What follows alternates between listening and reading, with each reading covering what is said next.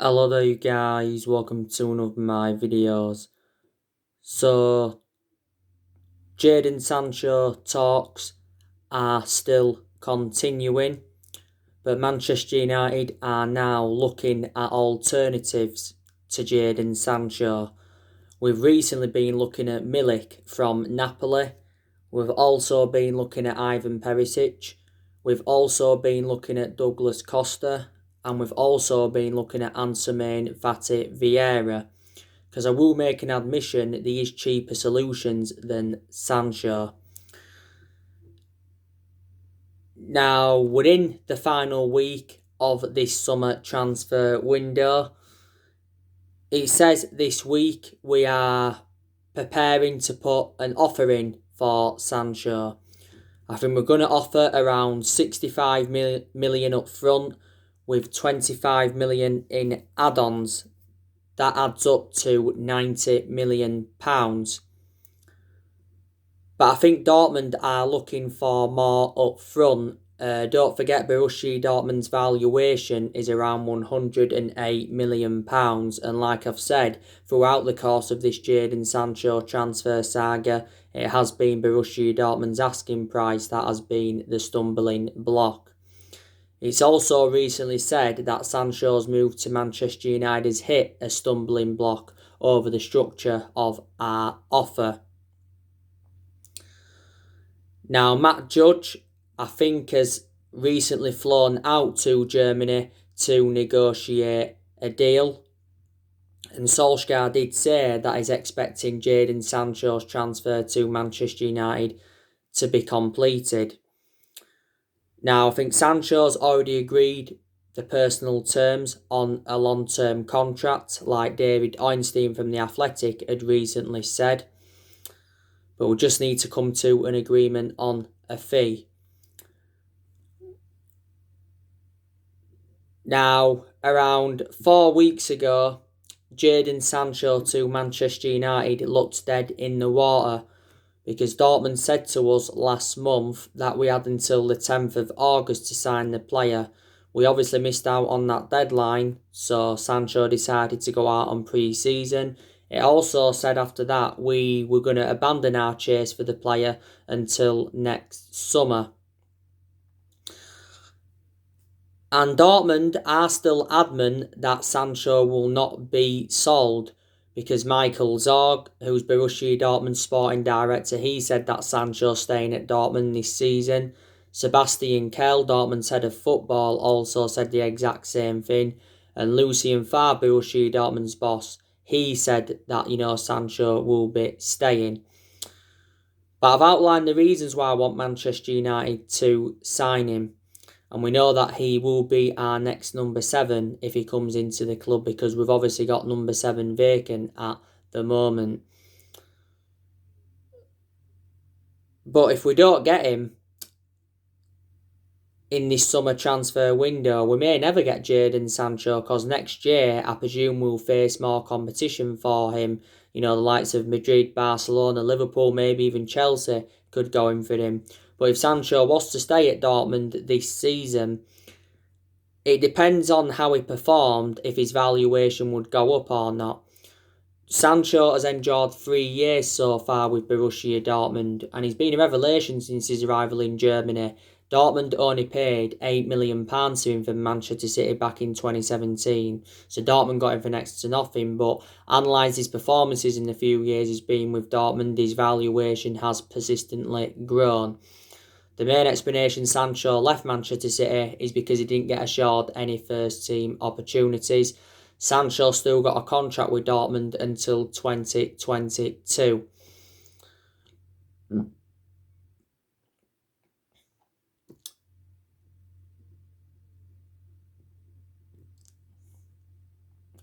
But he is our number 1 priority target, and Solsjaer recently revealed he has been frustrated with this Jadon Sancho transfer saga because it has gone on for so long.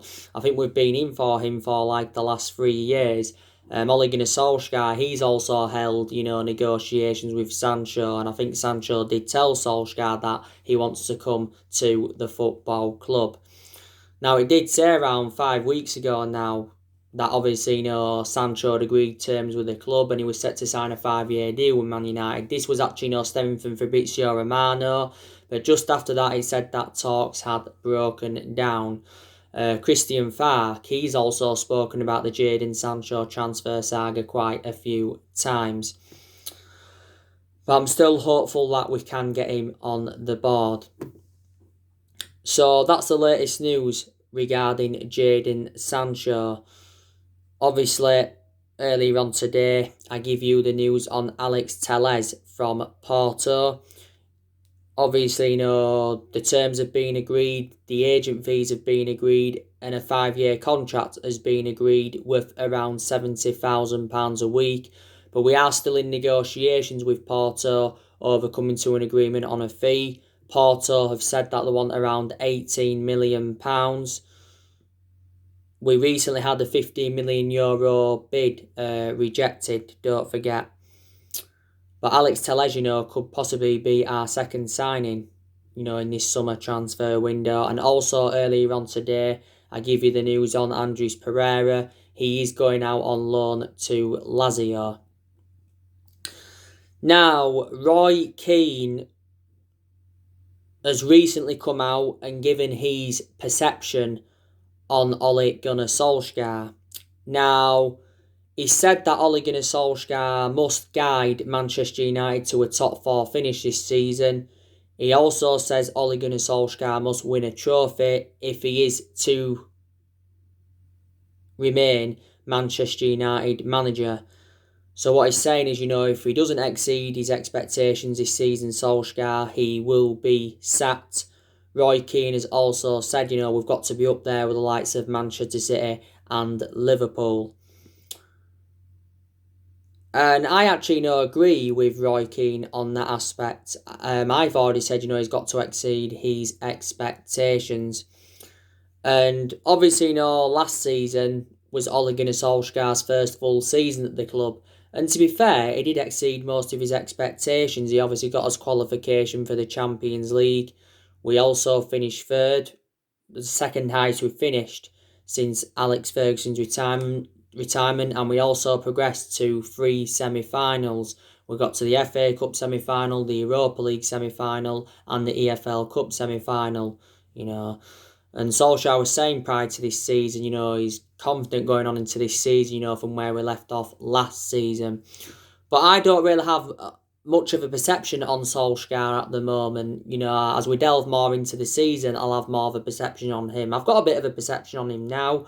I think in a lot of games at Manchester United, he has been tactically naive, so his decision making has definitely got to improve. We know that Solskjaer hasn't got a proven pedigree. What I mean is he hasn't really won much in terms of silverware. Like I said, hasn't won out at Man United at the moment, and he's been at the club now nearly 2 years, and we haven't won a trophy for over 3 years. Solskjaer did win a couple of Norwegian titles when he was at Molde. That's it. And I think when he managed our reserve team from 2008 to 2010, he won a couple of trophies because he did watch some of this team at this day and age grow and develop. Solskjaer actually, began his managerial career with Cardiff, and he was very, very poor at Cardiff. His record was disastrous. The main explanation Solskjaer got sacked by Cardiff is because he ended up getting Cardiff relegated, don't forget. But if we did decide to sack Ole Gunnar Solskjaer, like I've said before, who would come in to replace him?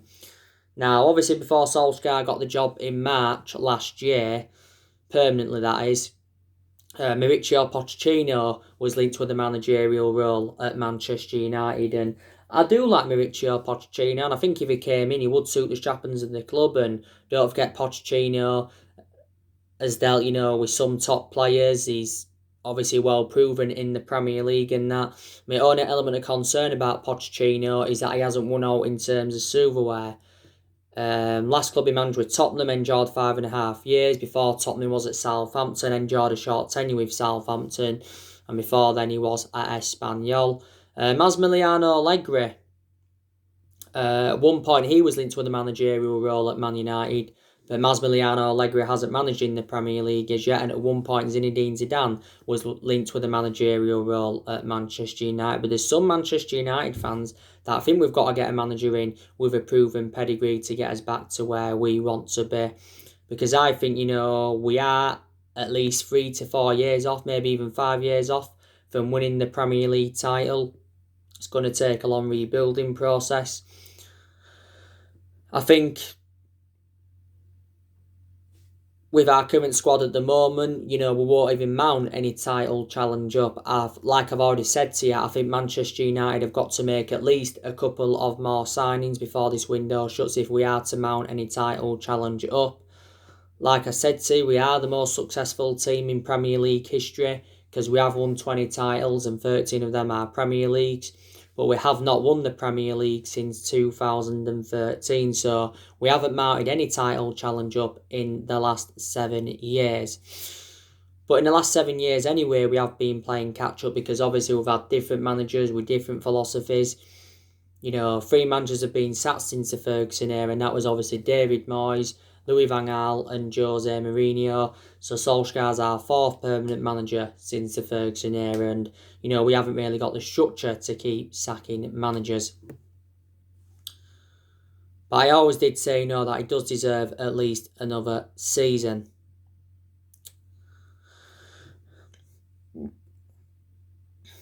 I always said it, didn't I?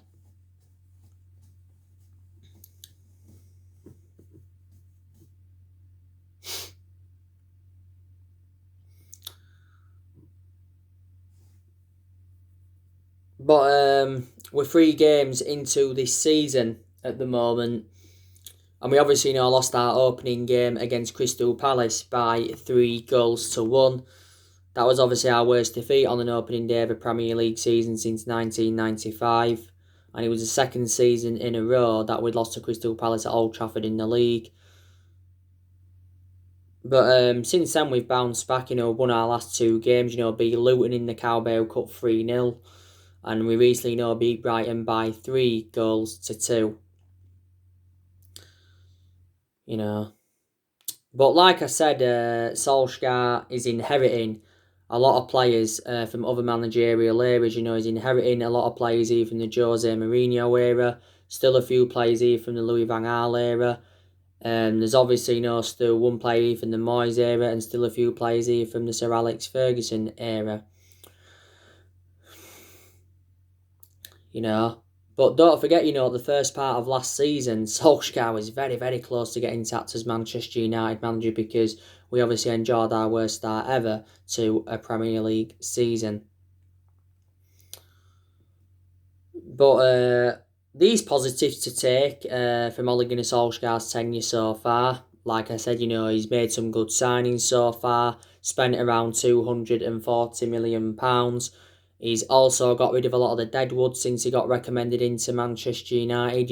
With Andres Pereira's on the verge of leaving now. The likes of Lukaku, Sanchez, Herrera, Fellaini, Darmian, Valencia, Young, Angel Gomez, Chon, Levitt, Pereira, they've all left the football club. And I also like the way that Solskjaer has promoted the youth. Because since Ole Gunnar Solskjaer took over the reins at Manchester United in December 2018, he has had a habit of developing young, homegrown talents. And I think there's also, players that have improved under the Ole Gunnar Solskjaer era, especially the top players. So they are the positives, and like I've mentioned, Solskjaer's had good periods as Manchester United manager. Obviously, we went on a 19-game unbeaten run in all competitions, don't forget. We was unbeaten in 14 league games until Palace had beaten us on the opening day of the Premier League season. Solskjaer did very, very well when he was the interim manager, so we had a good first 3 months under him. So they are the positives to take. But like I said, there's negatives as well, obviously. Because obviously, there's players that have underperformed under the Solskjaer era, and there's still certain players that have got to improve. There's still aspects of our game that have got to improve. We've obviously got to try and score more goals. Defensively, I think we also need to improve.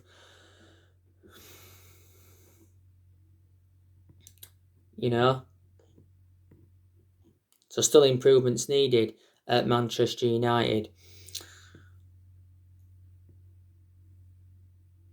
But like I've already said to you, not all of the blame stems from Ole Gunnar Solskjaer. Like I've said, some certain players have got to take responsibility.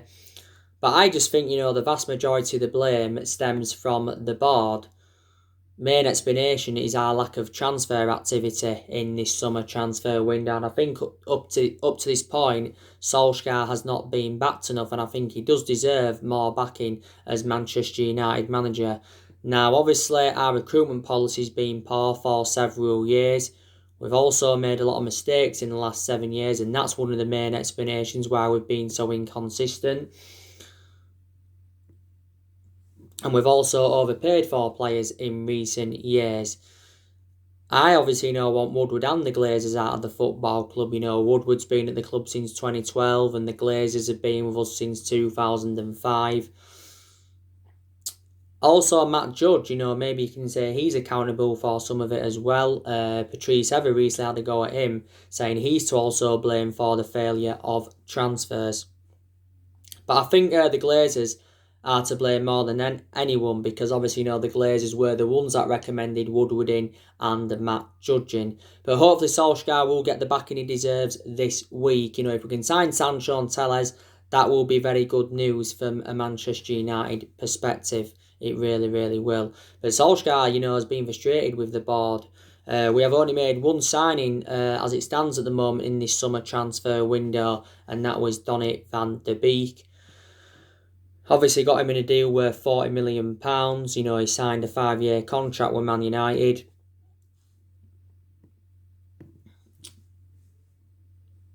And obviously we know that he's wearing number 34 shirt. I think Donny van de Beek has enjoyed a fantastic start to his Manchester United career. He really, really has.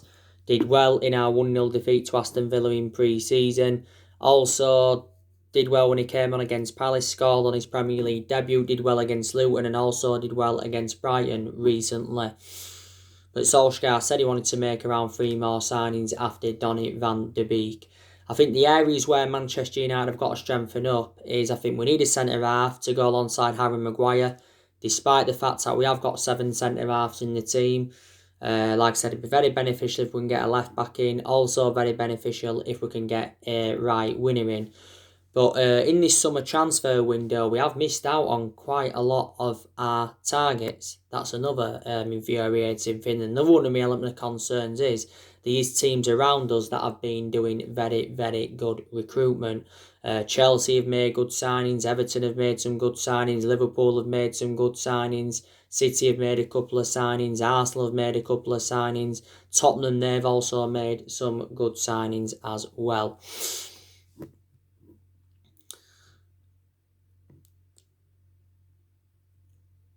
We also need to focus on the outgoings as well in this summer transfer window rather than the incomings. Like I said, it's good news that Pereira's on the verge of joining Lazio on loan. He's set to undergo his medical in Rome. Don't forget, like I updated you earlier on today. But I heard earlier on we could sell up to 7 players this week. Probably won't sell 7, but we could sell maybe 2 players or 3 players. And I said it's very important that we sell players because obviously, we'll generate money. It'll help us with our rebuilding process, and quite frankly, there is still deadwood at the football club. So, obviously, Pereira's on the verge of going, like I mentioned. Lingard, he's been linked with a move away from Manchester United. His representatives have been talking with clubs in England. It said not so long ago that Tottenham were interested in Lingard, and Tottenham were preparing to put around the £30 million bidding. Jose Mourinho is keen on reuniting with the player. As Lingard did well under Jose Mourinho, let's be honest. I think Solskjaer said he wants Lingard to stay because Lingard has been part of the club for several years. I think he's been at United since 2000 and he's been in our senior squad since 2011. Lingard's just got under a year left on his Man United contract, but the club do have an option to extend it for a further year. But there was a period as well where Lingard didn't score 1 goal or 1 assist in the Premier League for over a year.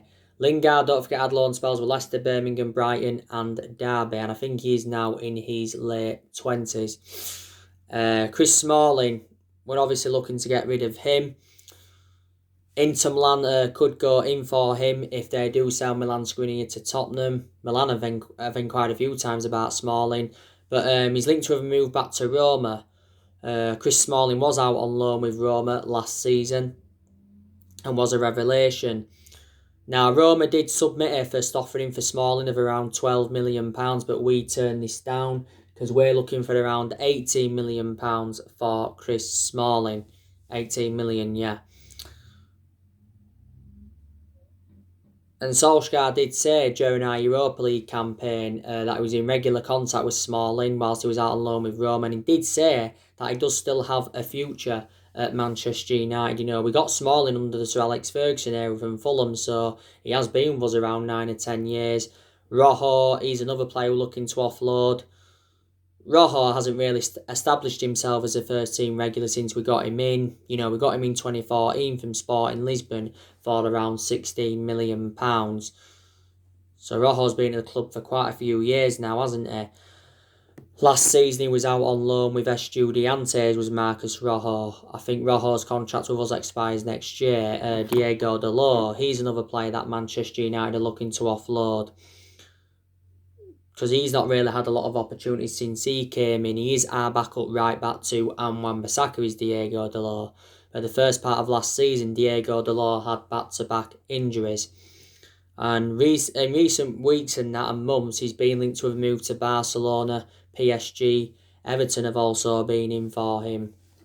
We did get Diego Dalot in Jose Mourinho's final transfer window. We paid £19 million for him, and Dalot's still got a contract with us until 2023. You know, and Sergio Romero, he's also open to leaving the football club, because obviously Sergio Romero now is third choice goalkeeper. Because recently Dean Henderson returned. Dan James, you know, he could leave. I think we'll only allow Daniel James to go out on loan if, you know, we do sign Jadon Sancho, obviously. Daniel James has been linked to a move to Leeds. Leeds have inquired about getting him on loan. He did recently say that Leeds were preparing to put around the £12 million bidding for him. But Sky Sports said yesterday that Daniel James wants to stay at Man United and he wants to fight for his place. We got Daniel James in June last year for around £18 million. James signed a 5-year deal with the club with an option of a further year, obviously. But in January 2019, he was very, very close to joining Leeds.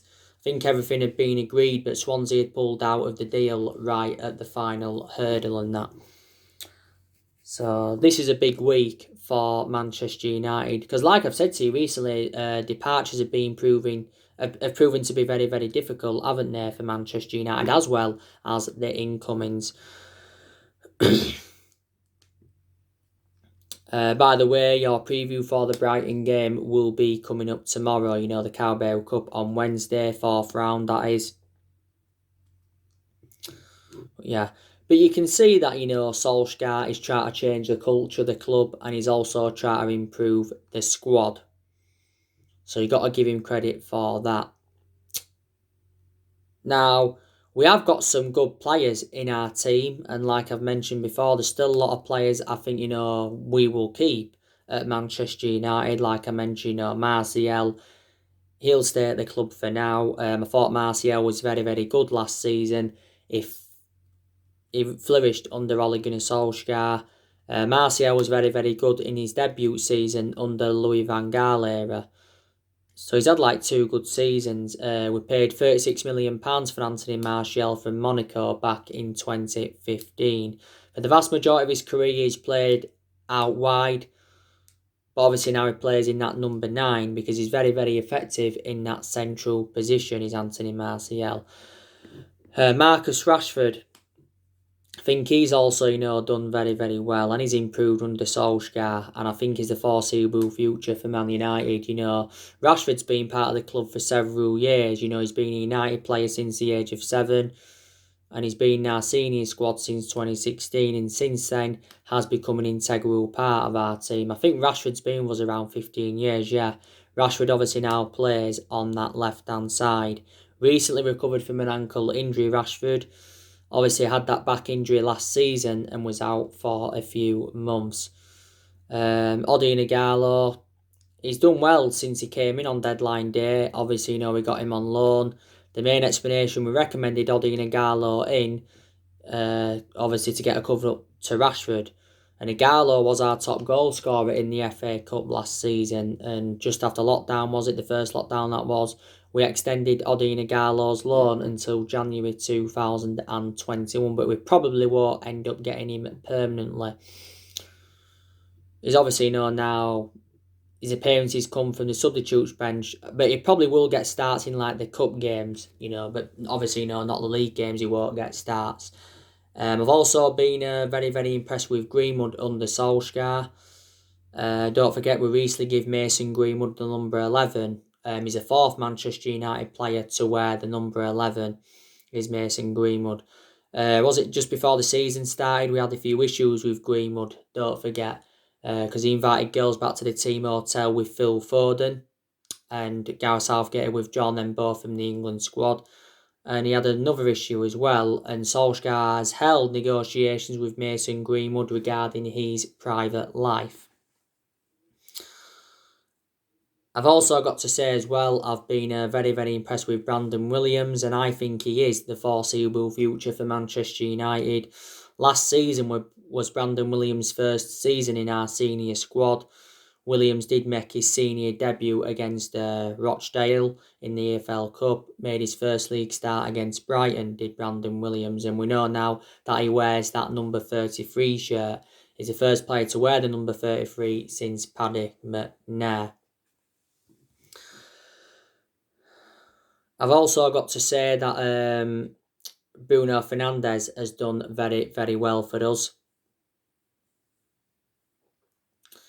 There's a couple of games, where he has lacked that composure a little bit, but I think prior to that he's had a lot of good games. I think last season Bruno Fernandes won some Busby Player of the Season, reflecting on his good performances, and I think he's won Premier League Player of the Month like 3 times, reflecting on his good performances.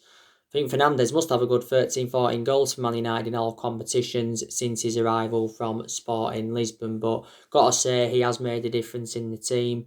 Fred, McTominay, Matic will also keep them. I've been very impressed with Fred under Solskjaer. He has improved. Fred's been at the club now for a few years. We paid £52 million for him from Shakhtar Donetsk. McTominay, still aspects of his game that I've got to improve, but I've still been impressed with him. Last season he was very, very good, by the way, was McTominay. Don't forget, last season he did have that ankle injury, did McTominay. Matic, I still like him a lot, Matic, and I think he will stay at the football club for at least another season. Matic has enjoyed a good few years now at Manchester United. We got him from Chelsea back in 2017 in a deal worth £40 million. Paul Pogba will. I think Paul Pogba will stay at Manchester United for at least another season. But like I updated you recently, there is uncertainty regarding his future.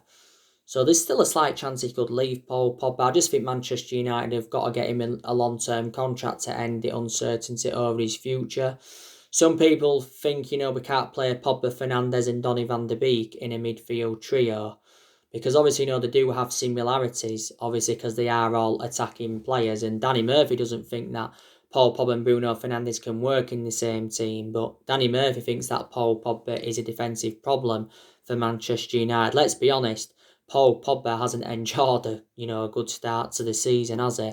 But towards the end of last season, I thought he did very, very well. His combination with Bruno Fernandes was good, but for the vast majority of last season, didn't have a perception on Pogba because he was out with that ankle injury. And he sustained a few injuries as a Man United player. Luke Shaw, I've also got to say, he will keep him. But if we get Alex Telles in, obviously won't be no longer first choice left back. But my only element of concern about Luke Shaw is that he's injury prone. Luke Shaw's enjoyed a good 6 years or so now at Man United. We paid £30 million for him from Southampton back in 2014, Luke Shaw. David De Gea, he will stay for at least another season, and he will remain Manchester United's #1 goalkeeper for this season, will David De Gea. But in reality, I think, we should put Dean Henderson as #1, because I think now Dean Henderson is reliable enough to become our #1 goalkeeper. But I think Solskjaer's made his goalkeeping decision. Lindelof, despite his inconsistency, he will stay for this season. And obviously, if there's no improvements, then I think, we will consider selling Victor Lindelof, to be quite honest with you. Bay, I think he'll also stay for another season. I prefer Bay ahead of Victor Lindelof, and I think Solskjaer said Bay is going to play a lot more this season alongside Harry Maguire instead of Lindelof. Tuanzebe, I think we'll keep him. He's recently been injured. Fosu-Mensah could possibly stay. I think, Juan Mata, he will also stay for at least this season. Juan Mata's very, very good. I know he doesn't get in the team a lot now, but when he plays, he does make a fantastic impact. Juan Mata's been with us since the David Moyes era. We paid just under £40 million for him from Chelsea. So there's a lot of players that will stay at Man United. We have also extended a lot of players' contracts since Solskjaer came into the club. Obviously, towards the end of last season, McTominay signed a 5-year deal. Not so long ago, Matic signed a 3-year deal. Not so long ago, Brandon Williams signed a 4-year contract. A few weeks ago, Dean Henderson signed a 6-year contract worth 120 grand a week and all of that. So, yeah, they're the recent players to have signed new contracts at Man United. But I still think we've got a few players' contracts that are due to expire next year. But I think, Solskjaer's just got under 2 years left on his current contract at Man United. Yes, he has. But like I said, it's just going to be hard for any manager at Manchester United to replicate Ferguson's legacy or to last as long as Ferguson did. Ferguson enjoyed 20-odd years at the football club, don't forget, and won a total of 38 major honours, including 13 Premier League titles and that. So anyway, guys, that's everything to update you today. Drop your comments, like, explore on the channel. If you do, consider subscribe as always, and take care. God bless. See you all again very, very soon.